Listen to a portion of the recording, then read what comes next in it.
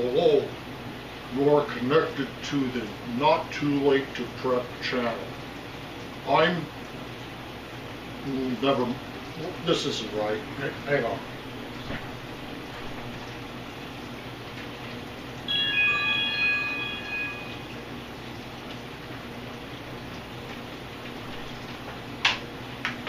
Yeah, that's much better.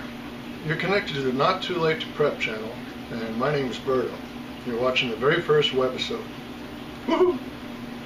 Anyway, the Not Too Late to Prep channel is dedicated to us newbie preppers.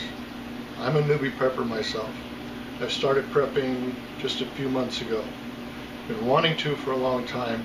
Didn't really have a name for it, but I knew that I had to be prepared because I knew something was coming. I knew that the SHTF was going to happen. Now, as a prepper, you're going to come across some really weird acronyms. SHTF I've never heard before, but of course it stands for Stuff Hits the Fan. And I truly believe that in my lifetime, the stuff will hit the fan. And I think it's coming very soon. People prep for a lot of different reasons. Personally, I'm prepping for an EMP attack or an EMP event. An EMP is an electromagnetic pulse, which is powerful enough to take out the entire electric grid. Cars will stop dead in their tracks. Anything electronic won't work anymore unless it's protected. We'll get to that later. I'm taking this prepping very seriously. I don't like the name of it as much as there's aspects of it that I don't like. One of them is the name. It's kind of like survivalist. You know, there's a stigma attached to the word prepper. You know, it's becoming worse and worse all the time.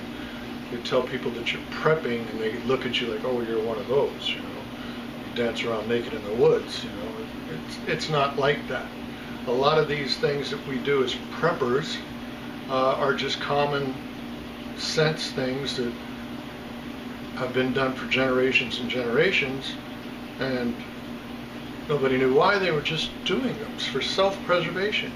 Speaking of preservation, I used to watch my grandmother canning goods. She'd can jams and jellies and other things, and I'd watch her with the spoon in each jar, pouring the hot liquid, the molten liquid into these jars, and waxing the lids to preserve them. She was prepping. So it's got a bad image, but there's a lot of good sense. Even if you don't believe in some sort of natural disaster or unnatural disaster or an Armageddon situation, prepping just makes common sense. It's kind of like saving something up for a rainy day. You know, we had an ice storm here a few years back, and it knocked out our power in our neighborhood for 8 days. For 8 days, we were stuck. I had to spend an outrageous amount of money for a generator at the last minute, and that kept the refrigerator going. But I mean, 8 days was tough. Now, imagine the entire power grid going out all over the United States, with trucks stopped dead in their tracks, not being able to get to the stores to restock the stores. That's a scary situation, and it's not all about fear. It's just about common sense preparedness. Anyway, for this first video, if you don't take anything else away, I want you to take one thing away.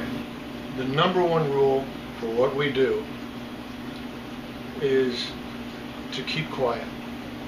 Don't go telling the Johnsons next door that you've decided to be a prepper and you're going to start storing away food and water and other supplies. Even though the Johnsons next door may be nice, a massive shortage at the store could drive them into a frenzy, and they could be knocking on your door wanting to take your stuff. Now, I don't get into the blowing them away as much as other people. You know, I do have arms and ammunition, but you know, pick very wisely and very cautiously who you partner up with in your prepping. That's most important, and that's the first thing I want you to take away from this first video. Okay, next time we're going to talk about other practical things you can do that you may have already started and not realize that you're prepping, or that you can say, hey, yeah, I should be doing that. And just to give you a little hint, I'm looking at a computer screen here with a lot of my information on it, that if the lights go out. So I want to thank you for watching this one, the first one, and I hope you watch more. I certainly plan on putting out more, and just want to say God bless you. Thank you for watching. Please rate, comment, subscribe. Your comments are going to be awesome. I'm looking very, very much forward to your input, because I know some of you guys that have been prepping for a long, long time are going to stumble upon this channel and see these things and correct me, and that's what I need. I really need your input. So thanks for watching. Rate, comment, subscribe, and God bless.